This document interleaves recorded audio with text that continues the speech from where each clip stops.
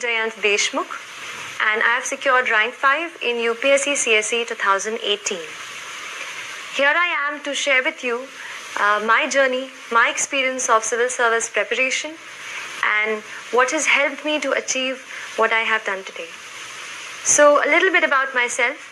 I'd like to tell you that the motivation that I got to prepare for this exam came through the preparation itself. When I started, I did not really know what I was going into. But when I started reading much and more, I found out that there are many people in this world, in our country, who are unfortunate, more unfortunate than we ever can be. I felt, how can I use my learning capacity, my ability to learn, to reach a position where I can help them and better their lives in some manner or the other. तो यही motivation रहा throughout my preparation, and it pushed me through the entire process. And I'll tell you that this exam not only help you change other people's lives, but ये आपको भी एक बेहतर इंसान बनने में मदद करती है. That is the beauty of UPSC CSE examination. It makes you into a person who's much more sensitive, who's much more responsible, and who looks forward to doing something for the society. So coming to the exam, I'd like to start by first telling you about the organization of notes. Now I feel that the syllabus which we have got, the UPSC syllabus, is our guiding light. It will tell you at every step कि आपको क्या important है और क्या नहीं है. इसलिए एक UPSC syllabus की कॉपी मैंने अपने स्टडी टेबल पर हमेशा रखी. उसके साथ ऑर्गेनाइजेशन ऑफ नोट्स एक दूसरा पॉइंट है जिस पे आपको सबसे ज़्यादा काम करने की ज़रूरत है, क्योंकि मैंने भी यही किया. अपने नोट्स को मैंने अपने सिलेबस को अलग अलग टॉपिक्स में हम डिवाइड जैसे कर लेते हैं वैसे डिवाइड किया, और हर टॉपिक को मैंने एक अलग फोल्डर बनाया. तो उससे रिलेटेड जो भी मुझे एडिटोरियल कहीं न्यूज़पेपर में या कहीं इंटरनेट पे ऑनलाइन मैंने उसके बारे में पढ़ा, तो वो सारा मटेरियल मैंने उस एक फोल्डर में डाल दिया. उससे ये हुआ कि जब मैंने रिवीजन करने की कोशिश की तो I found everything at one place. तो एक ये चीज़ है कि अपने नोट्स को आप अच्छे से ऑर्गेनाइज करें.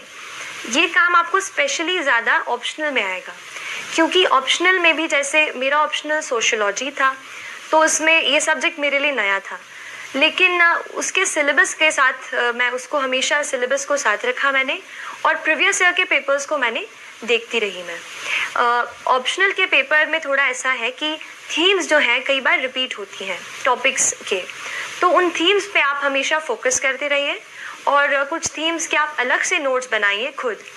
मैंने कोशिश की कि मैं खुद अपने नोट्स रेफरेंस बुक से बनाऊं, क्योंकि जब मैं खुद उसको लिख लेती थी तो जो अंडरस्टैंडिंग है वो मेरी बेटर हो जाती थी.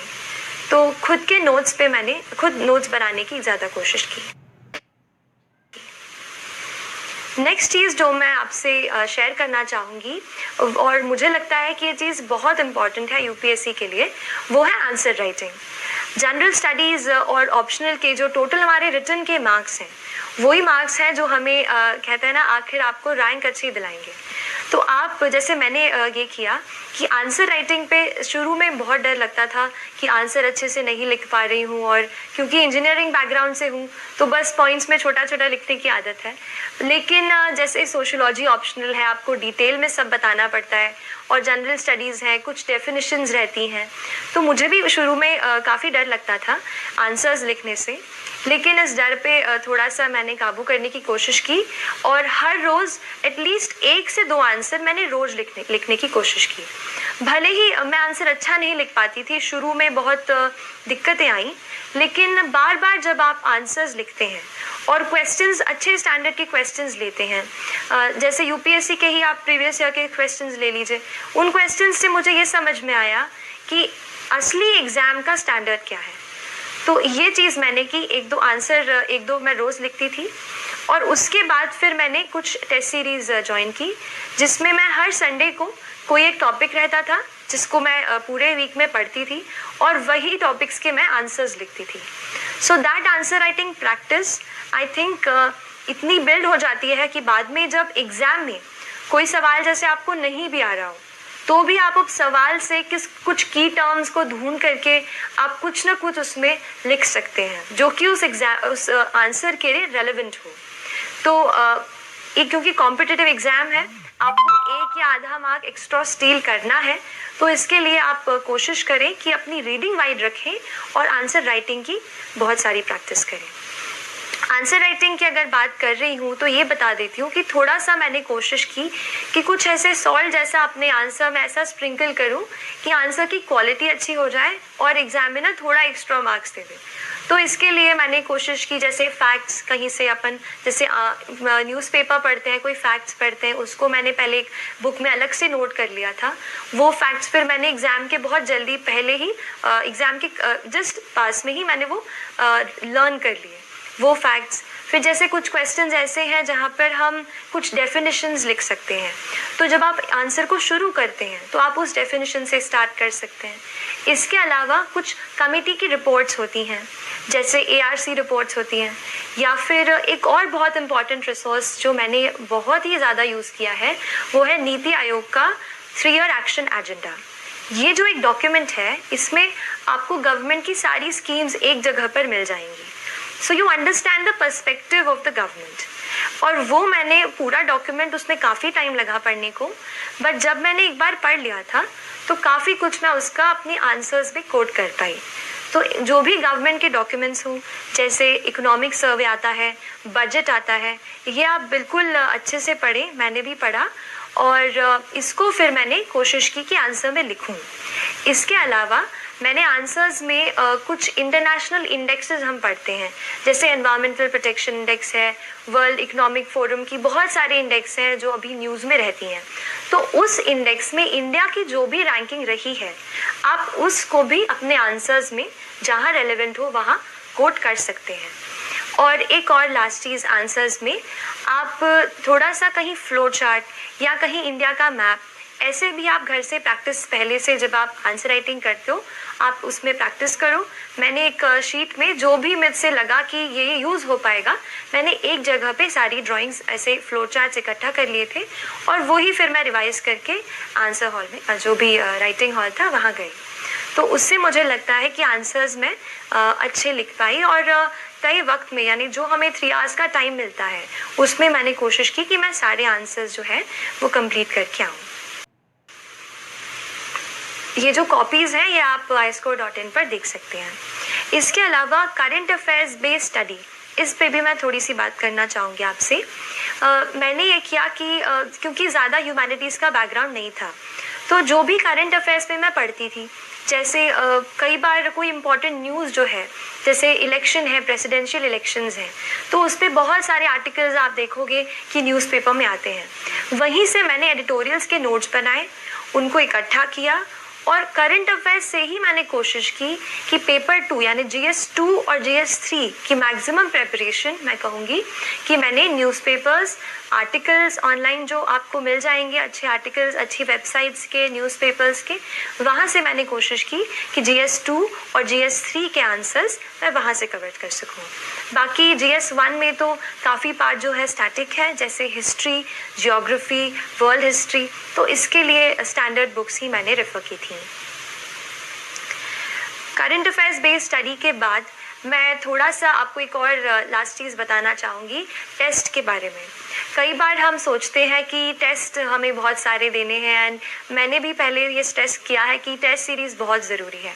टेस्ट सीरीज़ इसलिए इम्पॉर्टेंट हो जाती है क्योंकि हमें घर बैठे ये नहीं पता चलता कि हमारा क्या लेवल है, क्या स्टैंडर्ड है, क्या हम उस तरीके का एग्ज़ाम में परफॉर्म कर पाएंगे। तो ऐसे डाउट्स मुझे भी थे। टेस्ट देके मुझे ये पता चला कि ऑल इंडिया लेवल पर या जो भी आप इंस्टीट्यूट का ले रहे हैं उस लेवल पर आपकी क्या स्टैंडिंग है। तो इसके लिए आप टेस्ट ज़रूर लगाने की कोशिश करें। लेकिन इसमें एक और चीज़ मैं ऐड करूँगी। टेस्ट हम काफ़ी देते हैं, जैसे मान लीजिए प्रीलिम्स का टेस्ट है, हम 100 क्वेश्चंस तो अटेम्प्ट कर लेते हैं, लेकिन उसके बाद इतने एग्जॉस्ट हो जाते हैं कि उसको रिवाइज़ ही नहीं करते। ये मत कीजिए। मैंने बहुत जब ये गलती की, बाद में रियलाइज़ हुआ कि कई क्वेश्चंस फिर से ऐसे आ गए जो मैंने पहले कर चुके थे पर मैंने उनको पढ़ा नहीं था। तो आप ये करो। और मैंने ये किया था कि पहले मैंने जैसे एग्ज़ाम दे दी, दो घंटे में हमने पहले क्वेश्चन सारे सॉल्व कर लिए।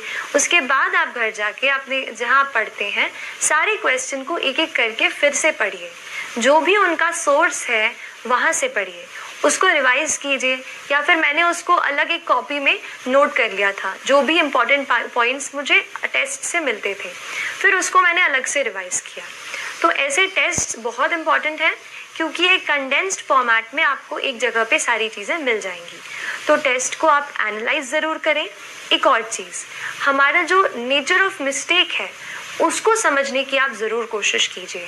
कई बार हमारी मिस्टेक इस वजह से होती है कि हम सिली मिस्टेक, मतलब ए मार्क करना होता है बी कर देते हैं। कई बार ऐसा होता है कि नॉलेज गैप होता है, मतलब हमने वो चीज़ पढ़ी ही नहीं है, भले ही वो चीज़ हमारे सिलेबस में है। और कई बार ऐसा होता है कि हम बहुत ज़्यादा रिस्क ले लेते हैं कि जैसे 3 ऑप्शन में से एक हमें सही लग रहा है एंड फिर भी हमने उसे अटेम्प्ट कर दिया। तो आप अपने नेचर ऑफ मिस्टेक को एनालाइज करो। मैंने कोशिश की ये पता करने की कि मैं गलती कहाँ कर रही हूँ। मेरा पहले शुरू में नॉलेज गैप आ रहा था, इवन प्रीलिम्स के काफ़ी पास तक ऐसा हो रहा था। तो आप अपने नॉलेज गैप पे थोड़ा सा देखो, कौन सा, जैसे मैंने देखा कौन सा सब्जेक्ट है जिसमें मैं इतना ज़्यादा अच्छा नहीं परफॉर्म कर रही हूँ, तो उसी सब्जेक्ट के फिर से मैंने अपने नोट्स खोले, फिर से उन्हें पढ़ाई की, फिर से उनसे पढ़ा। तो ऐसे करके वो नॉलेज गैप जो है वो ब्रिज हो गया। आप ऐसे ही अपने नेचर ऑफ मिस्टेक पे वर्क करेंगे, तो I think that worked for me and it will help you as well. So these are some of the things जो मुझे लगा कि थोड़ा मैं आपसे शेयर करूं और आपके प्रेपरेशन, जो यूपीएससी प्रेपरेशन है, उसमें हेल्प करेगी। I hope I have given you at least 2 or 3 points which can add up some value to your preparation. So all the very best.